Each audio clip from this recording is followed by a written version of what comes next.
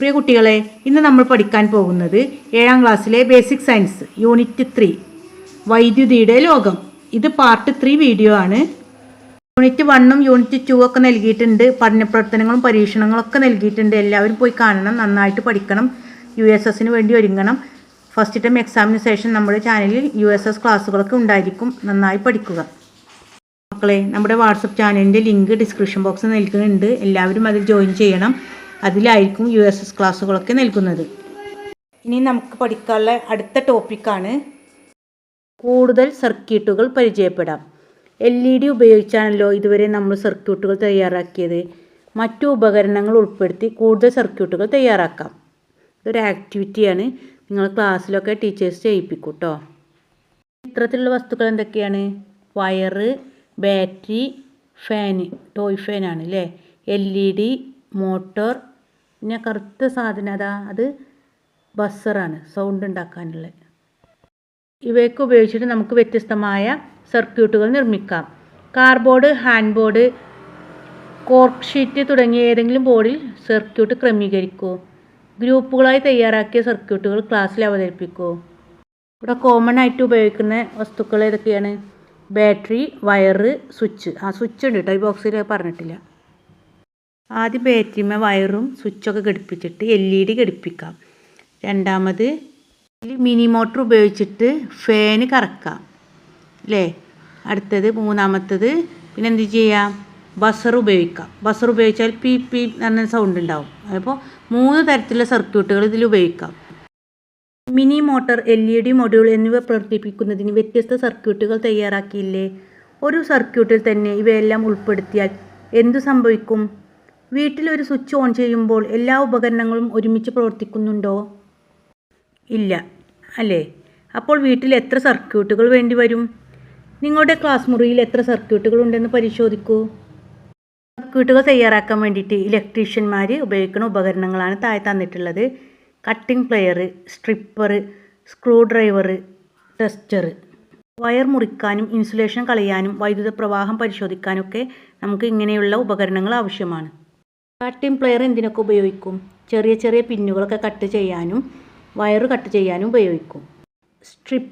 Stripper എന്തിനാണ് ഉപയോഗിക്കുന്നത്? വയറുകളിൽ നിന്ന്, ഇലക്ട്രിക് വയറുകളിൽ നിന്ന് ഇൻസുലേഷൻ ഒഴിവാക്കാൻ വേണ്ടിയിട്ട്.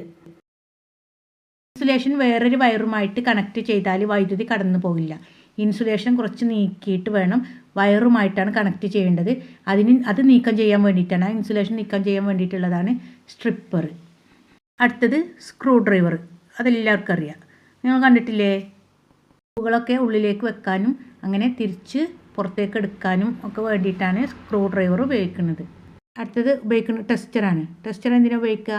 ഏതെങ്കിലും വയറിലോ അല്ലെങ്കിൽ ഫ്ലഗിലൊക്കെ വൈദ്യുതി കടന്നു പോകുന്നുണ്ടോ എന്നൊക്കെ പരിശോധിക്കാൻ വേണ്ടിയിട്ടാണ് ടെസ്റ്റർ ഉപയോഗിക്കുന്നത്.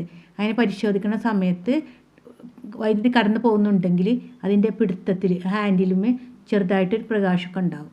അതിനാണ് ഉപയോഗിക്കുന്നത്. ഇത് നമുക്ക് പഠിക്കാനുള്ളതാണ് ചിഹ്നങ്ങൾ, സിംബൽസ്.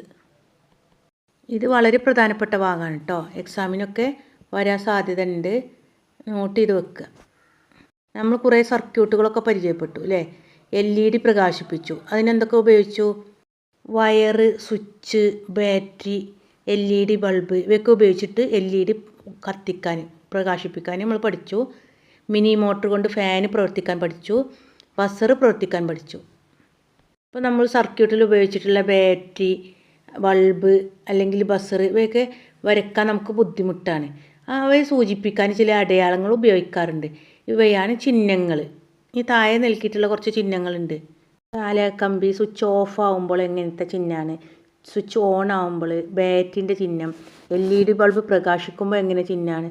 ഇതൊക്കെ നമ്മൾ പഠിച്ചു വെച്ചാൽ എല്ലാവർക്കും സർക്യൂട്ട് വരയ്ക്കാൻ എളുപ്പമായിരിക്കും.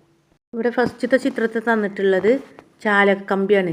അത് ഏകദേശം ചിത്രത്തിൽ തന്ന പോലെ തന്നെ ചിഹ്നം ഏകദേശം ഒരുപോലെയാണ് അല്ലേ. അടുത്ത ചിത്രം നൽകിയിട്ടുള്ളത് സ്വിച്ച് ഓഫാണ്. സ്വിച്ച് ഓഫ് ആകുമ്പോൾ ഇത് സർക്യൂട്ട് പ്രവർത്തിക്കില്ല. ഇതിൻ്റെ ചിഹ്നം എങ്ങനെയാണ്? അത് തുറന്നിരിക്കുകയാണ് അല്ലേ. തുറന്നിരിക്കുന്നത് പ്രവർത്തിക്കുമോ? ഇല്ല. നമ്മൾ നേരത്തെ പഠിച്ചിട്ടുണ്ട്, വിടവ് വന്നാൽ അത് പ്രവർത്തിക്കില്ല, ആ സർക്യൂട്ട് പ്രവർത്തിക്കില്ല. അടുത്തത് സ്വിച്ച് ഓൺ ആകുമ്പോൾ നമുക്ക് ഫാനിൻ്റെ ലൈറ്റിൻ്റെ ഒക്കെ ആവശ്യം വന്നിട്ടുണ്ടെങ്കിൽ നമ്മൾ സ്വിച്ച് ഓൺ ആക്കും. എന്ത് സംഭവിക്കണം? അത് പ്രവർത്തിക്കണം, ആ സർക്യൂട്ട് പ്രവർത്തിക്കണം. പ്രവർത്തിക്കണമെങ്കിൽ 2 കമ്പികൾ തമ്മിൽ കണക്റ്റ് ചെയ്യണം അല്ലേ, വിടവ് വരാൻ പാടില്ല. അപ്പോൾ സ്വിച്ച് ഓൺ ആകുമ്പോൾ ഉള്ള ചിഹ്നം തന്നിട്ടുണ്ട്, സ്വിച്ച് ഓഫ് ആകുമ്പോൾ ചിഹ്നം തന്നിട്ടുണ്ട്. ഓഫ് ആകുമ്പോൾ എന്താണ്, പ്രവർത്തിക്കില്ല. കണക്ഷൻ വയറുകൾ തമ്മിൽ വിടവ് വന്നിട്ടുണ്ട് അല്ലേ. 2 ചിഹ്നങ്ങളും സിമ്പിളാണ് പഠിക്കാൻ. അടുത്ത് തന്നിട്ടുള്ളത് സെല്ലാണ്. സെല്ലിന് ചിഹ്നം എന്താണ്, ഒരു വലിയ വരയും ഒരു ചെറിയ വരയും. അടുത്തത് ബാറ്ററി. ബാറ്ററിക്ക് ഒന്നിലധികം സെല്ലുകൾ ചേർന്നതാണ് ബാറ്ററി അല്ലേ, നമ്മൾ നേരത്തെ പഠിച്ചിട്ടുണ്ടല്ലോ. ബാറ്ററിൻ്റെ ചിഹ്നം ഫസ്റ്റ് ഒരു വലിയ വര, പിന്നെ ഒരു എച്ച്, പിന്നെ അപ്പുറത്തെ സൈഡിൽ ചെറിയ വര, നടുവിലൊരു എച്ച് പോലെയാണ് കേട്ടോ. അപ്പോൾ എച്ച് എന്നൊക്കെ പറഞ്ഞാൽ നിങ്ങൾക്ക് അറിയാൻ വേണ്ടിയിട്ടാണേ. ഇനി പ്രകാശിക്കാത്ത ബൾബ്, ഒരു ബോൾ വരയ്ക്കുക. ഉദാഹരണമാണ് കേട്ടോ, നമ്മൾ എച്ച് പറഞ്ഞ പോലെ ആ ബോളിൻ്റെ ഉള്ളിൽ ഒരു ക്രോസ് ലൈൻ അല്ലേ, ഇൻറ്റു മാർക്ക് ഇട്ടിട്ടുണ്ട്. പ്രകാശിക്കുന്ന ബൾബിന് അതിൻ്റെ ആ ഇൻറ്റു മാർക്കിൻ്റെ മുകളിലായിട്ട് സൂര്യൻ്റെ ചിഹ്നങ്ങൾ, നമ്മൾ സൂര്യൻ വരയ്ക്കുമ്പോൾ എന്ത് ചെയ്യും, മുകളിലായിട്ട് പ്രകാശിക്കുന്ന ചിഹ്നം അങ്ങനെ വരയ്ക്കുമല്ലോ, കുഞ്ഞു കുഞ്ഞു വരകൾ അത്. അടുത്തത് ബസറിൻ്റെ ചിഹ്നം. ഇതിനൊരു ഉദാഹരണം കണ്ടെത്തി കിട്ടിയോ, ഒരു സ്റ്റാൻഡിന്മേൽ ബോളിൻ്റെ പകുതി ഇങ്ങനെ നിർത്തിയിരിക്കുകയാണ് അല്ലേ. അടുത്തത് മിനി മോട്ടർ. മിനി മോട്ടറിന് എങ്ങനെ വരയ്ക്കുക, ഒരു ബോളിൻ്റെ ഉള്ളിൽ എം വരയ്ക്കുക, 2 സൈഡിലായിട്ടൊരു പുടുത്തുണ്ട് അല്ലേ. അപ്പോൾ കുഞ്ഞു വര കണ്ടില്ലേ. ഇനി LED ബൾബ്. LED ബൾബ് ഇതാ ഇതുപോലെ. മക്കളെ ഇങ്ങനെ ഉദാഹരണമൊക്കെ വെച്ച് പഠിച്ചാൽ നമ്മുടെ മനസ്സിൽ നിൽക്കും. അതിന് വേണ്ടിയിട്ടാണ് കേട്ടോ നമ്മുടെ ജനറൽ നോളജിൻ്റെ വീഡിയോസിലൊക്കെ ഞാൻ പറയാറുണ്ട്. MES EMS അതൊക്കെ എന്താണ്, സൂര്യഗ്രഹണം, ചന്ദ്രഗ്രഹണം. ആ വീഡിയോസൊക്കെ എല്ലാവരും പോയി കാണണം. നിങ്ങൾക്ക് ഇനി USSനൊക്കെ ഉപകാരപ്പെടും. USS ക്ലാസ്സുകളൊക്കെ നമ്മുടെ ചാനലിൽ ലഭിക്കുന്നതാണ്. എല്ലാവരും സബ്സ്ക്രൈബ് ചെയ്യണം കേട്ടോ. ഈ സിമ്പിൾസ് വളരെ പ്രധാനപ്പെട്ടൊരു ഭാഗമാണ് കേട്ടോ, ഈ ചിഹ്നങ്ങൾ. ഇത് ഓർത്ത് വെക്കണേ. മുകളിൽ പറഞ്ഞിട്ടുള്ള ചിഹ്നങ്ങൾ പഠിച്ചിരുന്നാൽ ഈ വർക്കുകൾ സിമ്പിളായിരിക്കും. തന്നിരിക്കുന്ന സർക്യൂട്ടുകൾ ശ്രദ്ധിക്കൂ. ഇവയിൽ ABCD എന്നിങ്ങനെ അടയാളപ്പെടുത്തിയ ഭാഗങ്ങൾ ഏതാണ്? സർക്യൂട്ട് 1 A പ്രകാശിക്കാത്ത bulb, B cell, C switch off, D wire.